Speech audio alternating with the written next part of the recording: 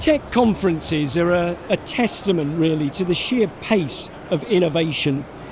Creative breakthroughs are obviously rightly lauded, but today's triumph soon gets overtaken by the next big thing. In digital power communications, synchronous digital hierarchy, or SDH, was the future once. Then along came fine-grain optical transport network to build on it. Optimised for modern power grid communications with its growing data demands, fgOTN offers more precise bandwidth allocation than SDH, and that adds up to greater flexibility, efficiency and reliability.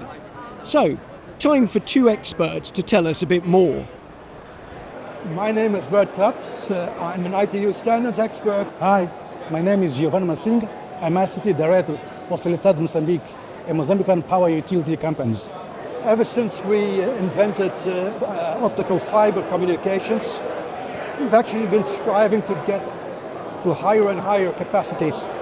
So we've been starting with, let's say, the plain old telephone systems, and ever been increasing to, for instance, to PDH at 100 megabits per second, SDH Sonnet at the gigabits per second, and finally into the optical transport network, where we now are at 100 gigabits per second and even working on speeds beyond 1 terabit.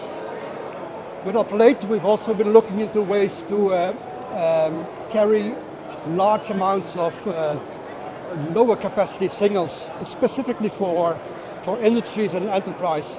So those signals have a capacity below 1 gigabit per second, and we've been enhancing the optical transport network technology to add support for those signals, and we call that fgOTN, which stands for Fine Grain OTN Transport Network. Bert was just talking as well about the large number of very small granularity services within the industry. What do you make of that large number? Okay, so first of all, let me share that in 2023, we as EDM, we released a new digital strategy for 5 years, 2023 to 2028. Within our strategy, there is one pillar which is very relevant. It's related to the integration between infrastructure and operations.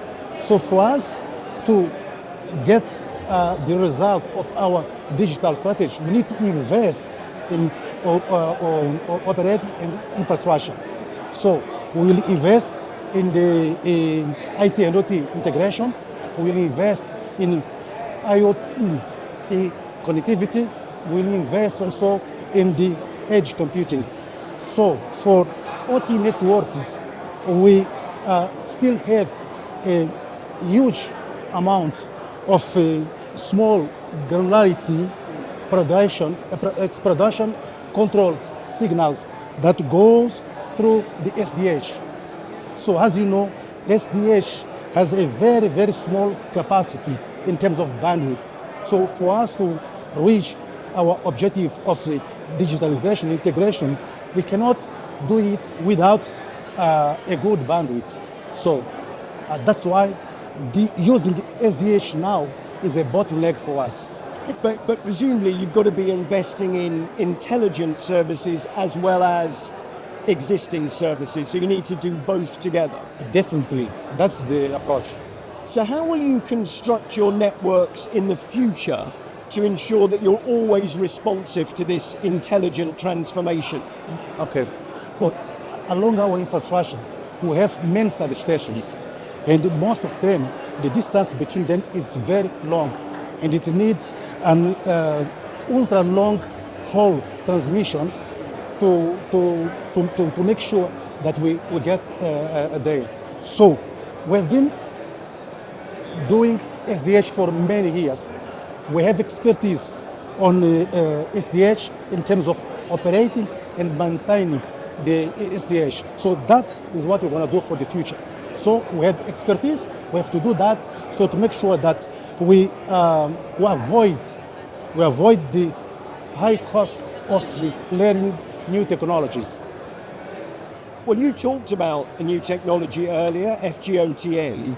How are you going to ensure that fgOTN meets the requirements of companies such as EDM? fgOTN is able to meet all those strict requirements: the low latency, the high reliability, the low jitter numbers, and that's all because it's based on the existing SDH technology.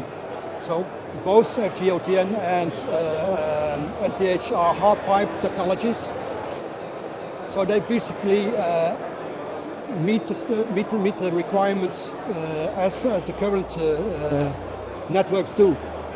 And the other advantage is, because it's based on SDH, that operations and maintenance and management personnel that is already used to working with SDH, they can take that paradigm and use it in fgOTN.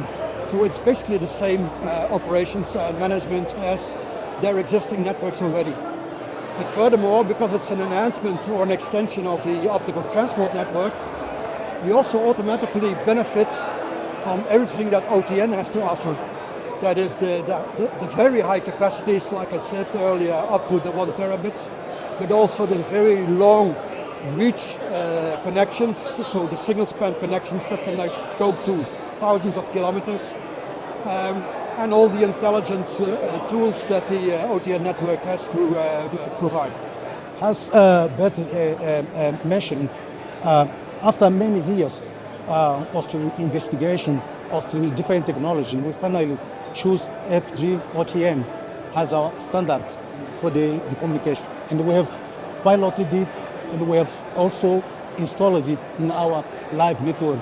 So from now on, we are very happy with the results. So we hope to continue following the development of fgOTN for the future use at EDM.